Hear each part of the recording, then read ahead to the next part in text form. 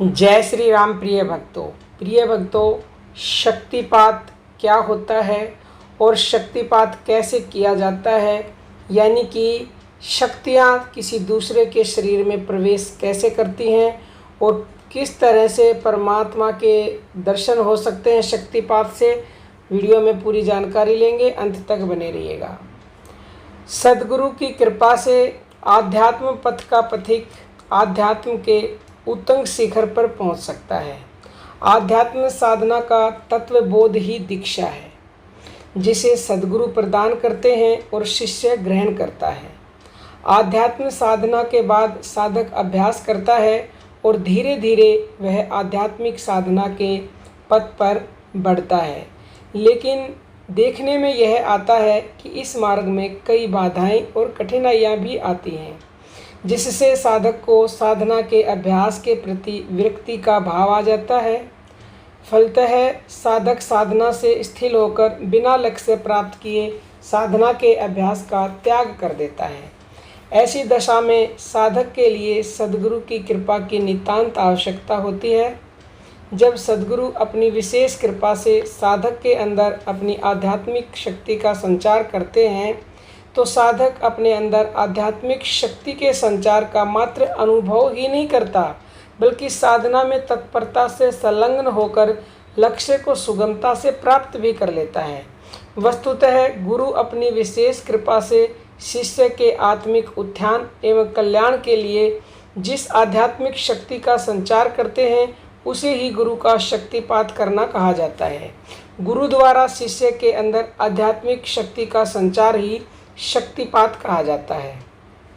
शिष्य में आत्म शक्ति स्वरूपा जो पराशक्ति मल विक्षेप आवरण से आच्छादित है, उसे ही दीक्षा संस्कार के द्वारा हटाकर अभिव्यक्त किया जाता है।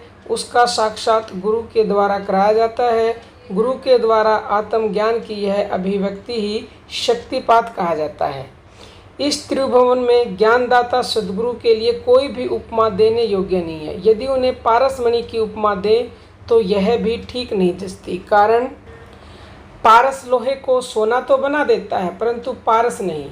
किंतु सद्गुरु का आश्रय लेने वाला शिष्य उनकी कृपा से उनके जैसा ही ज्ञानी हो जाता है। संत कबीर जी ने इसीलिए कहा है कि सद्गुरु और पारस में बड़ो अंतर जान, पारस लोहा सोना करे, गुरु कर ले आप समान। ये कबीर ग्रंथावली में लिखा हुआ है। श्री सद्गुरुदेव की अहेतु की कृपा से शिष्य तत्काल अज्ञान अंधकार से मुक्त होकर जीवन मुक्त हो जाता है।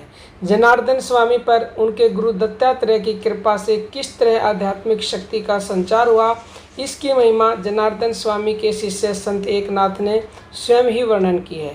जनार्दन स्वामी के समक्ष गुरु दत्तात्रेय प्रकट हुए और उन्होंने जनार्दन स्वामी के मस्तक पर अपने वृद्धहस्त से स्पर्श किया तो एक दिव्य ज्योति जनार्दन स्वामी के अंदर प्रकट हुई।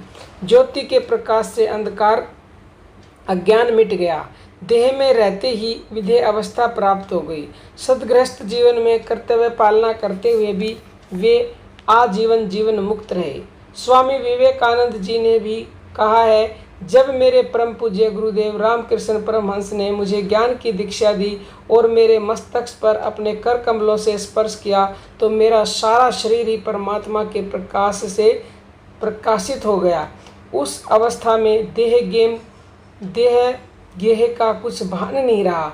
सर्वत्र परमात्मा की ज्योति ही ध्यान में दिख रही थी। उस ज्योति दर्शन में आनंद की वर्षा हो रही थी। संत ज्ञानेश्वर महाराज ने भी इसी बात का समर्थन करते हुए कहा है कि श्री सद्गुरु की अतुलित करुणामयी अमृत दृष्टि जिस शिष्य पर पड़ती है तो उसका मन भ्रम रहित हो जाता है। गुरु कृपा दृष्टि से उसके सब संशय नष्ट हो जाते हैं और वह जीवन मुक्त हो जाता है। वह विगत संदेह शिष्य परम नित्यानंद धाम में प्रवेश कर जाता है।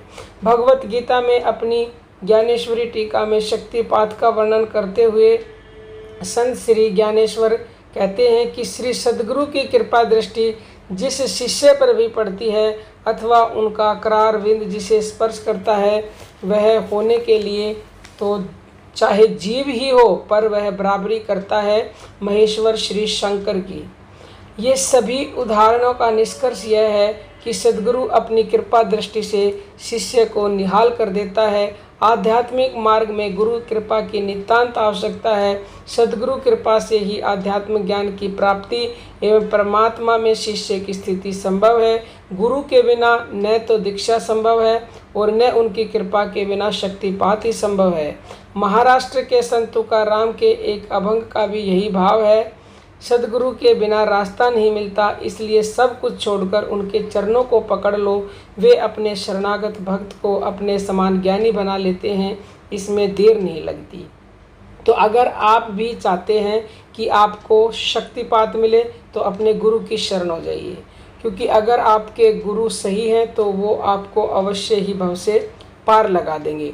और आप भी चाहते हैं कि आप भी किसी को शक्तिपात कर सकें तो पहले शिष्य बनिए और फिर गुरु बनिए, क्योंकि शिष्य नहीं बनेंगे तो गुरु नहीं बन सकते। पहले शिष्य बनना सीखें और फिर गुरु भी बनेंगे। जब गुरु बनेंगे तो आप भी अपनी शक्ति से किसी को भी शक्तिपात कर सकते हैं और उसके स्पर्श मात्र से ही उसमें सारी दिव्य शक्तियाँ प्रवेश कर जाती हैं। परमात्मा की झलक का उसे अनुभव हो जाता है, उसके अंदर वो ज्योति जगमगा उठती है, जिसको पाने के लिए, जिसका अनुभव करने के लिए अनेकों जन्म लग जाते हैं। लेकिन अगर गुरु चाहे तो एक पल में ही शक्तिपात के द्वारा किसी को भी या अपने शिष्य को निहाल कर सकता है। अब हम अपनी वाणी को विराम देते हैं। जय श्री राम प्रिय भक्तों।